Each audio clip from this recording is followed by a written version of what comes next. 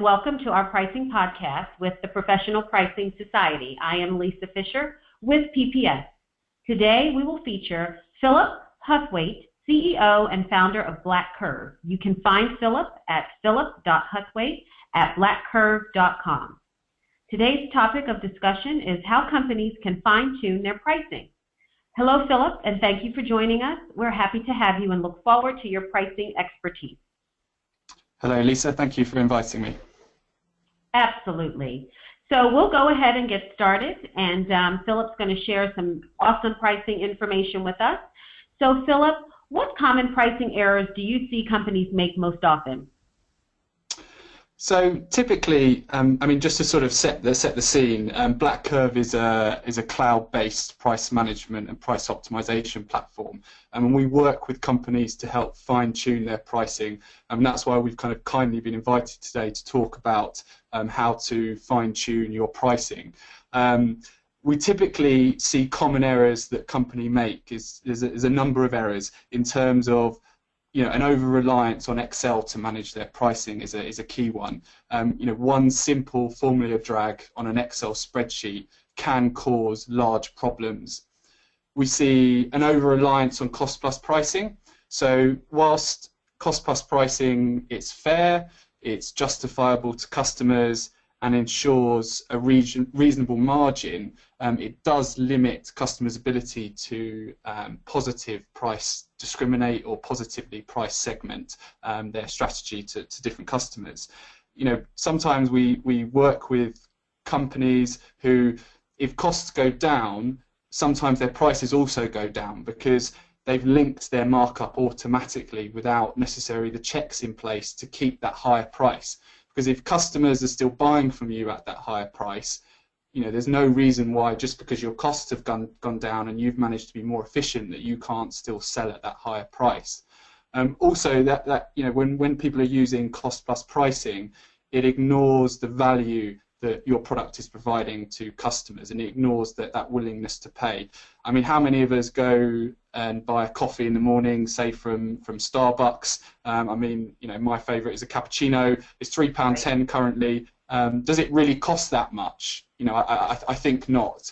You're buying into that experience, that brand, that need for that pick-me-up in the morning, and whether or not it costs from £3.10, you want that caffeine hit.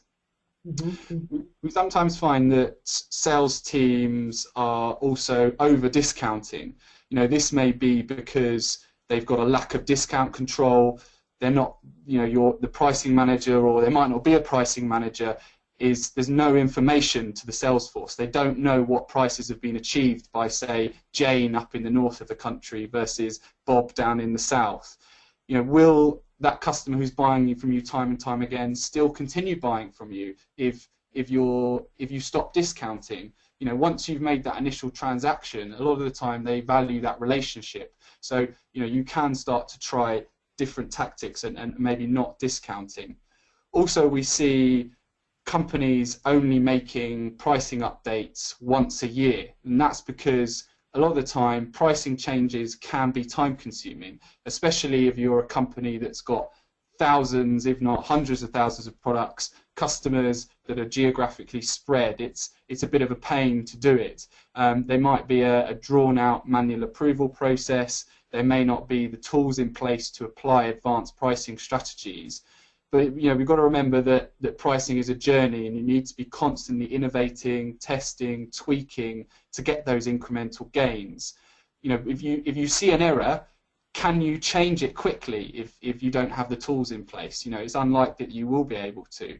There's two examples which I'd like to sort of touch upon that sort of I don't know, so it made me chuckle, but it sort of shows that even the big boys can get it wrong sometimes. There's a retailer in the UK which is called Marks and Spencer's, mm-hmm. and they're a large retailer. They're online. They have bricks and mortar stores, and they were seen selling a 50-inch 3D television, which was normally retailed at £1,099. Probably in today's money, that's the same in dollars and euros, unfortunately. Right. But it was on sale in their website and in their stores for £199, so £1,000 discount.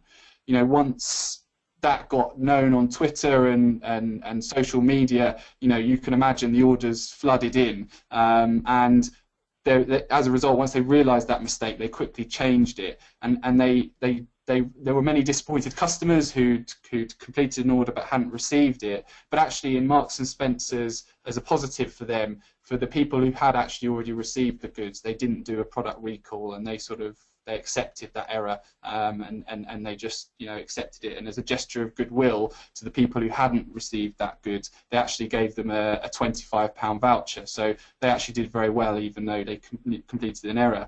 There's another company in the UK which is called Screwfix that did a similar thing. They're a large supplier to the construction industry, and they actually had a period where all their products were £34.99. Every product on the website, you know, and it was only for sort of 30 minutes to an hour, but you know, the eagle-eyed people out there were snapping up thousands of pounds worth of equipment for £34.99. I mean, a lot of their tools will retail for kind of £500, £1,000, so they were seriously losing out. And when they quickly realised the mistake, they issued a press release and said they're not fulfilling any orders. But again, there was sort of public backlash of, oh, you know, hang on, you've communicated the price, I've signed a contract, I've paid you the money's left my account, why can't you fulfill that? So there's some sort of more high-profile examples of where pricing errors have occurred, and so you can imagine that the pricing errors that happen, and even in the smaller businesses, even though you don't necessarily hear about them, they can cause significant sort of public angst. Just sort of two more points on this is, sometimes we see that customers, there's no consistency in the pricing that they're publishing to customers. Whilst this might not be necessarily a mistake, such as in the Marks and Spencer's and the Screwfix example, when a company has maybe their good, better, best range, is the pricing that's being communicated to customers consistent? You know, why should a cupboard you know, if you're selling bathroom products, your basin that you use on a daily basis, why should a basin that has a drawer and a cupboard underneath cost less than a basin that just has a drawer underneath? You know, if customers feel that, you know, oh, there's something not quite right, they'll have less confidence in your prices of your other goods and services. And last but not least, in terms of some other common pricing areas we see, it's companies not having the right tools in place to apply advanced pricing strategies, and as a result they're reliant on sort of your very basic strategies such as cost plus pricing, which I've alluded to earlier. If you don't have the right tools in place, you can find it very difficult to see the impact of your pricing changes. You know, you don't have that transparency, it's difficult to learn. If you make a pricing mistake, you will only find out sort of maybe at year-end reports when you're talking to your shareholders or your finances or your leadership team, you know, and it's a year late of a pricing change which you made a mistake sort of earlier on in January, for example. Mm-hmm. And other strategies which we see people not adopting is taking advantage of psychological pricing. You know, mm-hmm. Advanced pricing strategies, again, whilst not using them is not an error as such, it's, you know, starting to think innovatively about how you can maximize the price for your goods and services. Strategies such as psychological pricing are proven to work, yet, you know, I'm pretty sure that most companies don't use it. There's this famous American study of a university did that they sold a dress for £45 versus $45 versus $49, and you know, I think 9 times out of 10 the $49 dress sold more than the $45. So people do fall for those mistakes. Even now, even though we know about it, we still feel that the $49 is better value for money. So, so there's just sort of an introduction in terms of some of the common pricing errors we see companies making. Excellent example. Thank you so much, Philip. So, segueing on to, and I think you touched on a couple of them, but there's some more examples I believe you have about common pricing strategies that you see businesses adopting. Yeah, great question, Lisa. So, you know, as I mentioned, sort of cost plus pricing is one that we see used a lot by organisations, and this is mainly in your manufacturing and your distribution type companies, very much where they're dealing with, they're at the coal face, they're very much all to do with their raw materials, they know how much their product costs, and then what they do is they take the cost to manufacture or buy the product and then either apply a fixed real amount uplift or a percentage uplift to get to the selling price in order to transport it to higher up in the supply chain. Now, even though this ensures a consistent pricing across product ranges and gives them the confidence that their costs are covered, as I've alluded to, it ignores the value that your product provides, and you're not exploiting that ability to price differently. You might be able to price higher in, I don't know, in China versus in Japan, for example, or in North America, price higher than in South America, or one customer in the north of the country versus the south of the country differently, and still sell the same. So that's why I've touched upon that cost plus pricing is a strategy that, whilst effective, there are better options out there. But still, I love talking to manufacturing companies who are at the start of this journey, because instantly they get really excited of, oh right, there's other strategies out there that can just very simply I can adopt and then improve my profitability. From a retail sense, typically we see dynamic pricing being very common. And this is where, think of it, companies can change their prices based on maybe algorithms that have been developed that take into account competitor pricing, supply and demand, and maybe some other external factors in the marketplace. And the real goal of dynamic pricing is to find the highest price that consumers are willing to pay. Now, the strategy features price increases when demand is high and price decreases when demand is low. And it's important to ensure that the new price is perceived well by the customer. There's examples out there. Uber is this online taxi company, and they call it surge pricing when demand is high. However, during a storm in I think it was in New York State, surge pricing was triggered automatically because of this this dynamic pricing model. And after the event, there was public backlash because consumers felt that Uber was profiteering from their public safety. But that's an example of where they've subsequently fine-tuned that algorithm. But Uber is a perfect example where dynamic pricing, when done well, you can have a fantastically profitable business. And they actually dynamically price both on the taxi person themselves when they're accepting the order, and also on the person who's looking to book the order. Mm-hmm. In terms of maybe more of your niche markets or in sectors where products are sold based on necessity, we generally see a value-based pricing adopted. So think of your pharmaceutical companies who are selling drugs. If you need that drug because you've got a particular health problem, you're going to buy that drug. Or think of fashion, which I suppose some people could say it's a drug as well. If you want that latest handbag, you're going to buy it regardless of the price. I mean, Apple is another brilliant example. The new iPhone that comes out is always £700, always $700. Yet does it really cost them that? It probably costs them $100, £100 max to produce that unit. Yet people still want that must-have gadget. It can be also used in value-based pricing. Is also used on the flip side to sort of offer a cheap and cheerful basic value range, and McDonald's does this with its sort of value meals, serving fast food for the masses. There are various other fast food chains which do the same, but that's kind of one example. And what value-based pricing is trying to do is get to a point where you can achieve the highest possible price, that still the customer is happy because they perceive the value they're getting is bang on the mark. Excellent examples. So moving on, if a company wants to optimize their pricing, how would they go about it? What are your suggestions? Yeah, it's kind of, at BlackCurve, we always see pricing as a bit of a journey.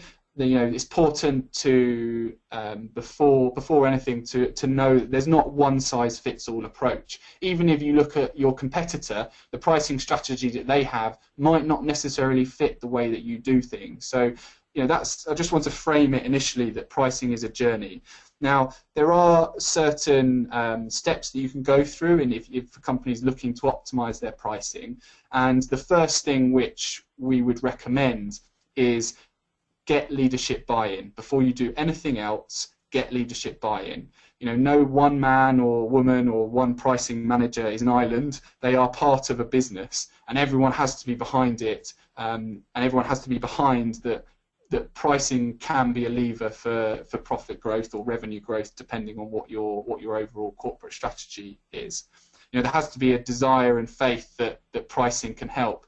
And one thing which, if you're a pricing manager and you're struggling to get buy-in, can do, perhaps circulate some case studies of where people, even in other industries, have been smarter at pricing, maybe adopted some innovative pricing models and really shaken up that sector, and then demonstrate share some of the results that they've achieved, because that will start to get your managing director, your CEO's excitement. If you can say to him, hey, Mr. Customer over there in that different sector increased their profitability by 5 or 10 million just by doing these simple things, I would be very surprised if any person in leadership would ignore that, and at least there would be the start of a discussion. Once you've got leadership buy-in, we typically recommend, very much if you're at the start of your pricing journey, completing, and you don't necessarily know where to go, we generally recommend completing a pricing audit. Now, you can hire a specialist pricing consultancy to do this, and they will bring a breadth of knowledge from various industries to your business. Alternatively, you can set up a bit of a war room internally in the business, bringing in people from different parts of the business for a sort of a review board. And what ultimately the aim of a pricing audit is to do is to assess your maturity of your pricing operation. Is very much at a high level. It's not about making specific pricing changes. It's about assessing, are there opportunities? What would the potential overall financial benefit be if I improve my prices? Now, as a result of the audit, typically you get you might do a report internally, sort of a PowerPoint document, or the consultant will provide you with a report. And what they're doing is they're going to give you areas where, for example, you may be over discounting, areas where there might be inconsistencies in how you're pricing, whether your pricing strategy is actually supporting your corporate objective to grow revenue, if that's what you're looking to do, and whether or not your customers have been segmented correctly, just as an example.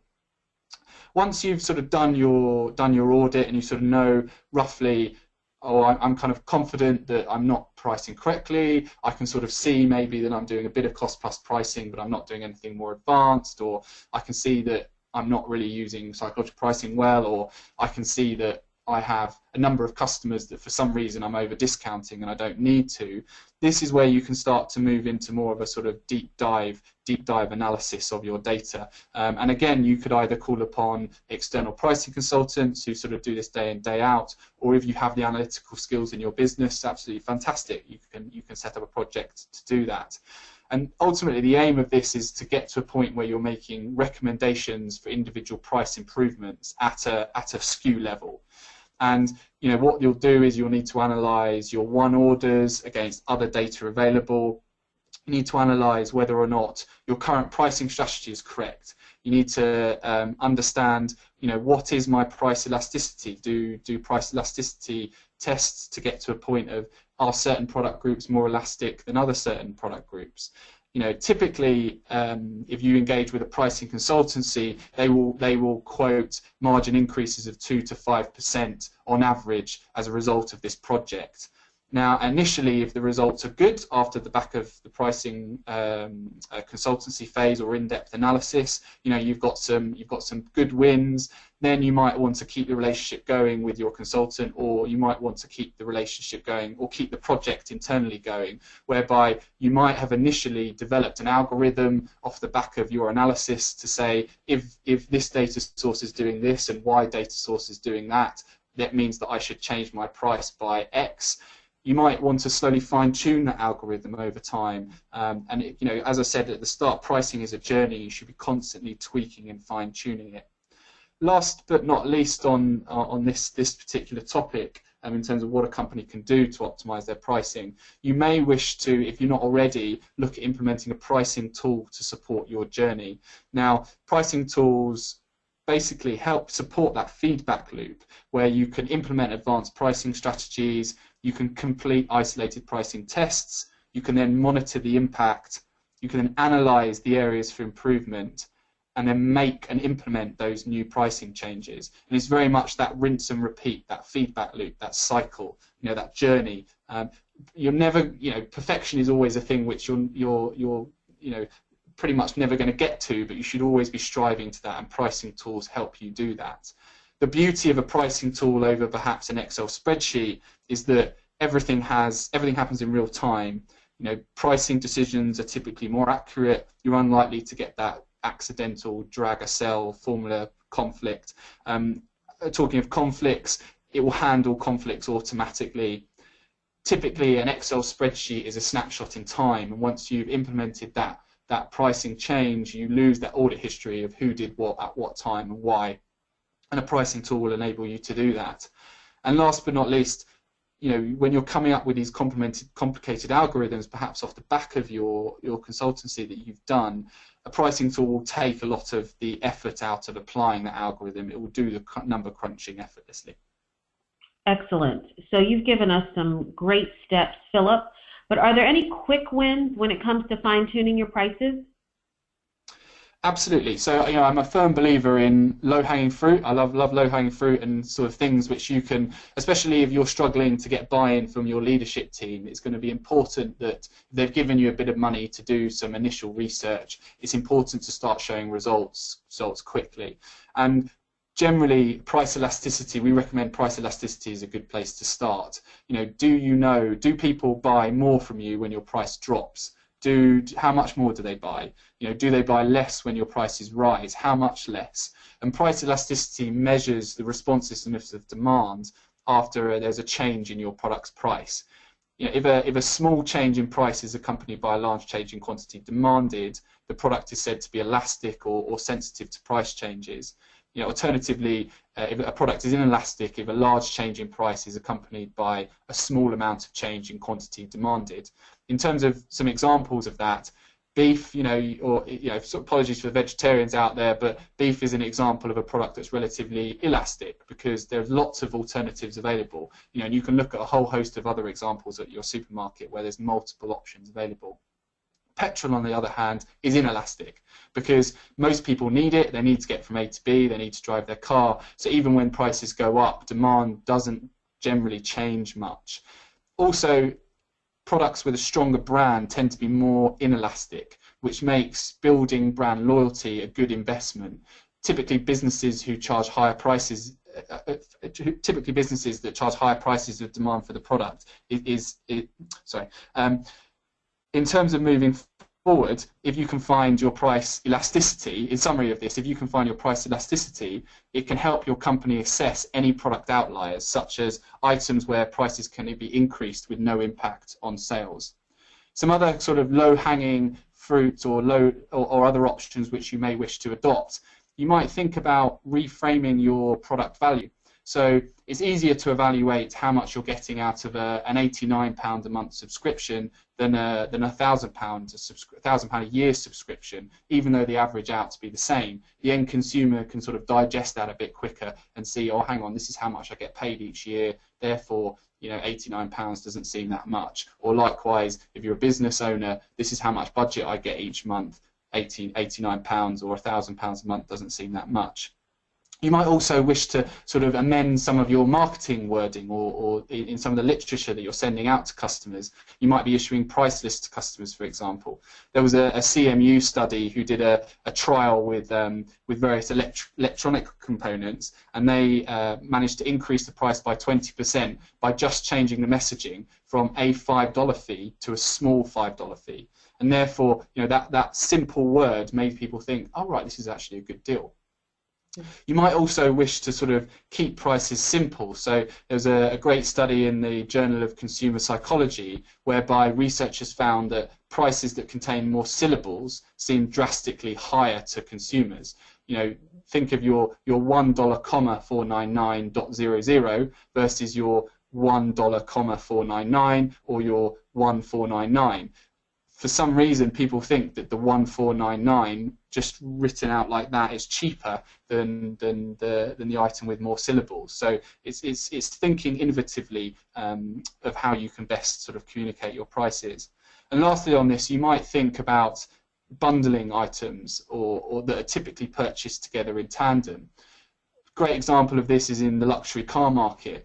You know, they generally bundle things. You might go and buy your, I don't know, your Land Rover or your Volvo or Vauxhall or whatever car it is, and you know, they might sell you this luxury RS super kit, which includes, I don't know, heated leather seats, navigation system and roadside assistance for just this fantastic price, Mr. Customer. You know, you think, oh, I want that RS luxury package. You know, you think I'm going to need that. Whereas if the salesperson was going to say, would you like roadside assistance? So you know, you're going to think, oh, that's a bit rubbish. But it's how it's packaged differently and it's bundled differently. So you've managed to upsell and increase your order size. Excellent examples of quick wins when it comes to fine-tuning your pricing. Philip, how about any long-term strategies to fine-tuning? So in the long term, first and foremost, I think you need to double down on research. You need to know what your market's doing, how well you've performed historically, and then over time, you know, you can move towards completing more detailed sort of pricing tests. You need to know, basically in the long term, you need to know if your pricing strategy is working. You need to be able to find and do an iterative process to optimize your pricing.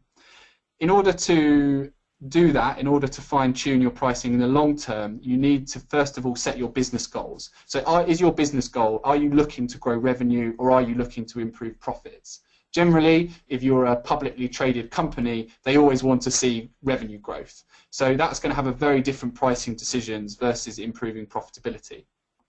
So as I mentioned, if you're looking to grow revenues, the key focus is going to be increasing the number of goods sold. You know, you're not going to be concerned with margin. You need to get to that tipping point whereby reducing the price, you sell more goods which make up the difference in revenue if you kept that price at a higher point.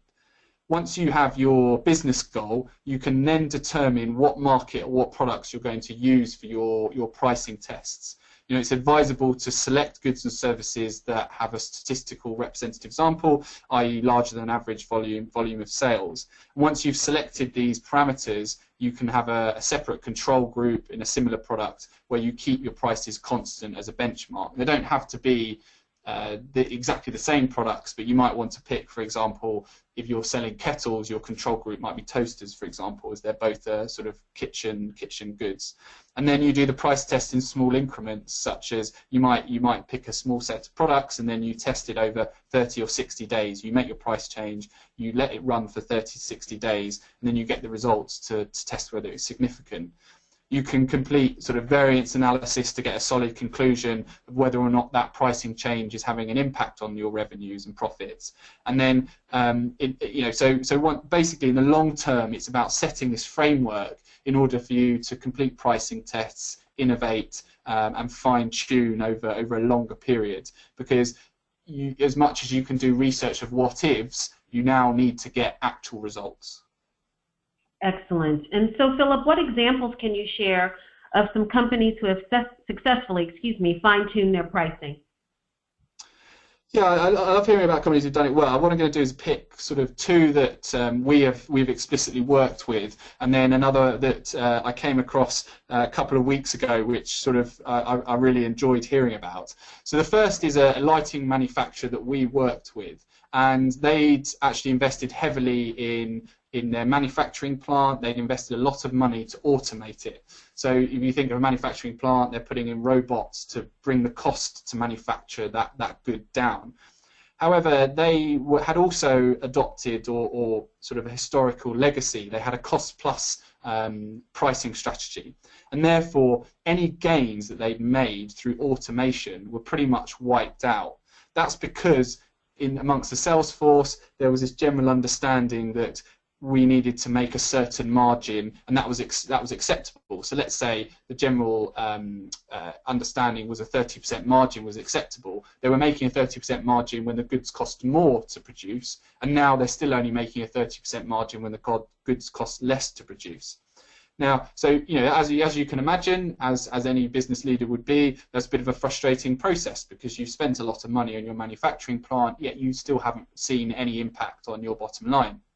So the leadership team really got behind the message that pricing could be used as a driver for business growth, and they selected us to implement a pricing tool that enabled them to first and foremost decouple their pricing decisions from the cost plus price. And this meant that when costs changed, you didn't automatically get a change in price. And also the pricing tool enabled them to apply advanced pricing methods, which enabled them to positively discriminate based on parameters such as quantity purchased or volume sold. So they could easily price differently, for example, based on if a customer purchased one, because that's going to cost them a lot more to just manufacture one, or if a customer purchases 100 from them, because it's going to cost them less because of economies of scale.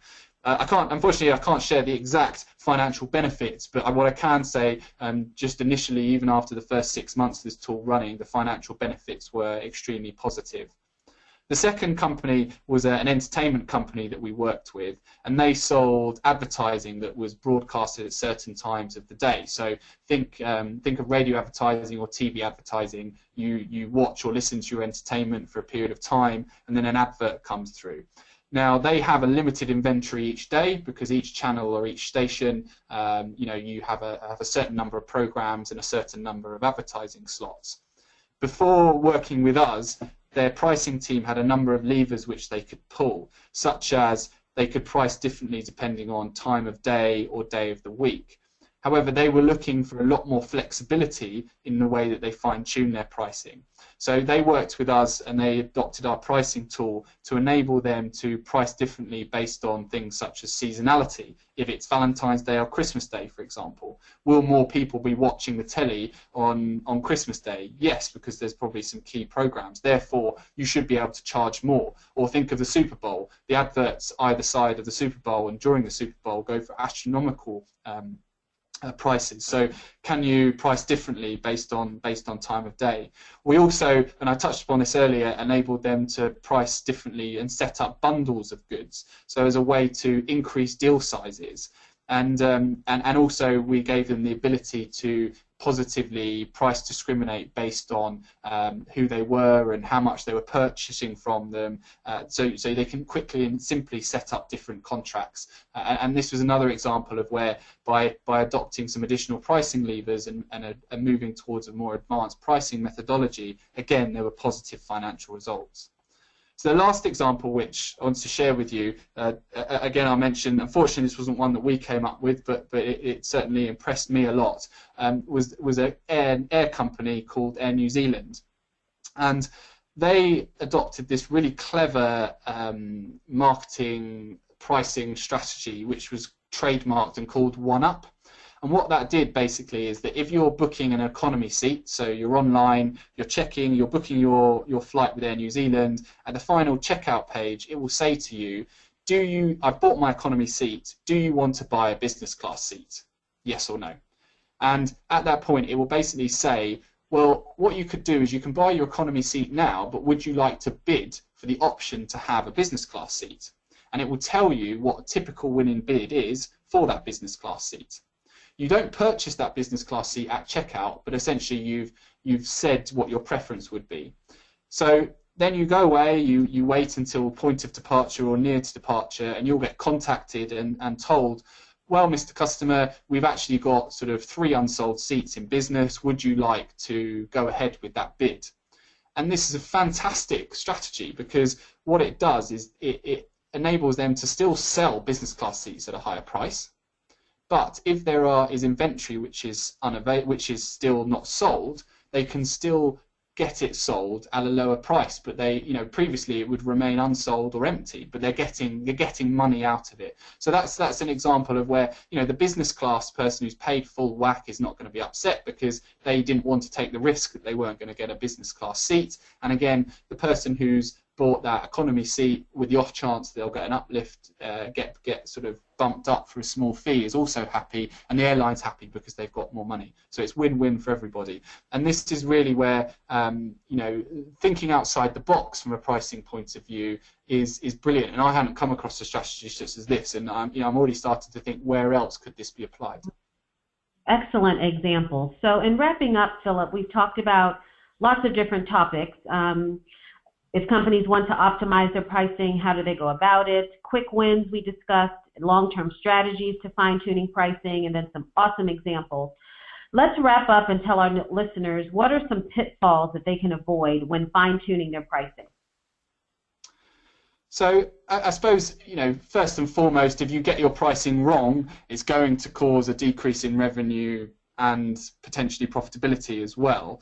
But I think really that's kind of without saying. I think one of the things which a lot of people perhaps ignore is the pitfall is what the customer is going to say and how they're going to react to any pricing changes. It's about that balancing act, that walking on that wire and managing to stay up, that circus wire and managing to stay up. It's that fine balance. There's a number of high-profile cases where there's been negative press as a result of completing sort of pricing changes which haven't been sort of well received. And we look at I don't know if this chocolate bar is available in the States, for example, but there's a chocolate bar which you can buy it at airports called Toblerone, and they got into a lot of problem recently about they actually reduced the amount of chunks on that chocolate bar and increased the space between each chunk. Now, it's a bit of a silly thing to do.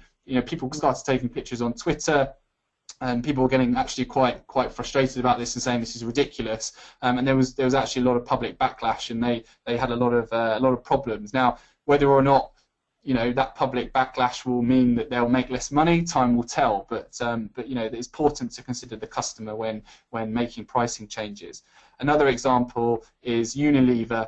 In the UK, we've recently voted to leave the European Union as part of Brexit, and as a result, our exchange rates are fluctuating quite a lot. And what they tried to do is strong-arm a number of leading supermarkets and increase the prices for goods.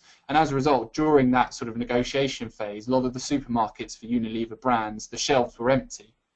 Mm-hmm. And as a good example of Marmite is a product which we spread on toast, and that product was they were trying to increase the price for that product, but it was actually manufactured and also all the ingredients were supplied in the UK.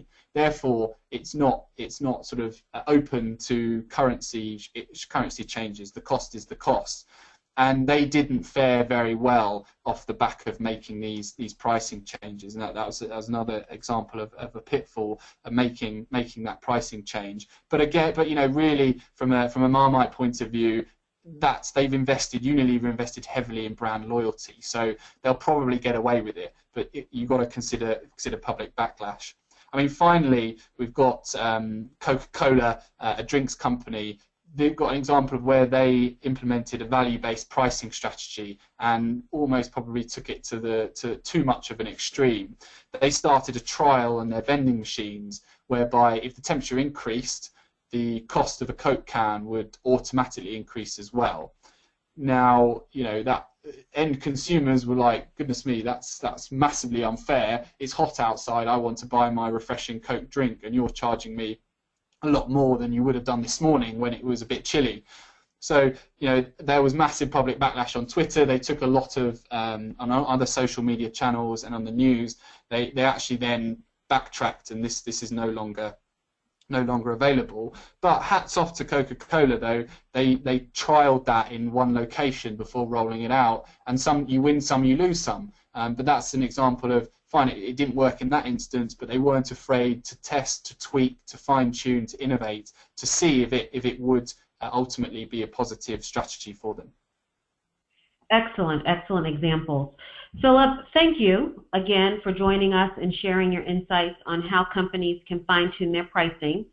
PPS, the Professional Pricing Society, will also host a pricing chat with Philip on Wednesday, 18th of January at 3 p.m. Eastern Standard Time. Please join him live on Twitter, and the topic is the importance of price optimization. You may also visit our website at pricingsociety.com for additional information on all upcoming podcasts and pricing chats. Get social with the Professional Pricing Society and subscribe to our blog, thepricingauthority.com, and follow us on Twitter at Pricing Society. Stay tuned for a monthly pricing podcast where other industry experts join us to share their pricing best practices. Philip, it has been my pleasure, and we look forward to talking with you again soon. Thank you, Lisa, and thank you, PPS.